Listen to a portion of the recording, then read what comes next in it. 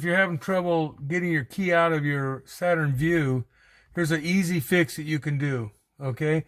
Once you get it all apart here, you're going to take this bezel out of here, or whatever you want to call this covering here, and you have to unhook all these plugs, and you push in these little areas here. You see these little clips? You push these clips in. That's how you pull the plugs out, and there's 4 of them. And keep in mind, guys, you're going to use your plastic tools to pop this off. Yes. There's going to be one middle screw here hidden that you have to pop off a little piece. Remember to take that screw off, and remember there's 4 bolts down below here. Let me explain it to them. Okay. Inside here, there's a place where you put your glasses. Right inside here, when this piece is here. That's right. Here it is right here. Let's show it to them. Yeah. Okay, see this piece right here?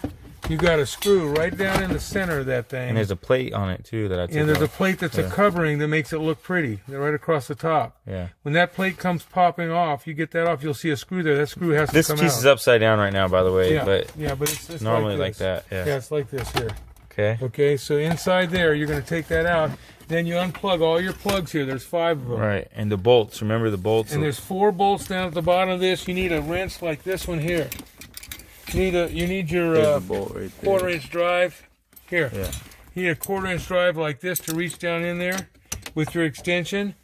And then if you drop one, you need a magnet to get it out of there, or your hand can probably go down there and get. I dropped one down there in the beginning, way down there. Yeah, this is how they look like. Yeah, that's what they look like. But let me see if I can get that one out of there since we're doing this real quick. You got your magnet on you?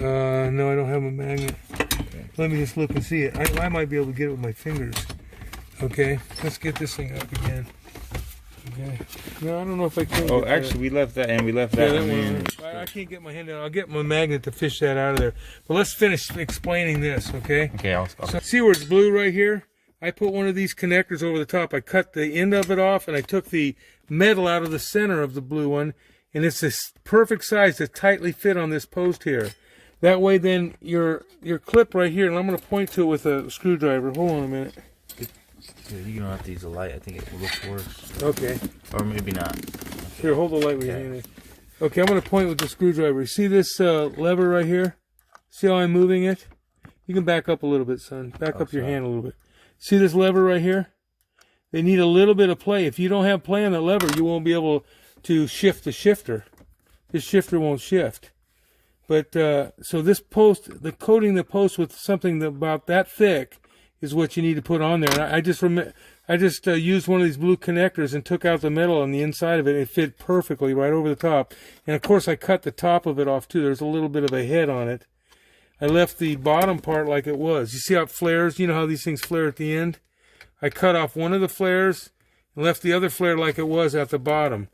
And then I put it right over the top of that post. Now it's a good distance, and now it'll shift right when I put the key in. Okay. Because that metal thing on top has to touch. Can you just point that out? Yes, this metal here. Novices. This metal here has to go up.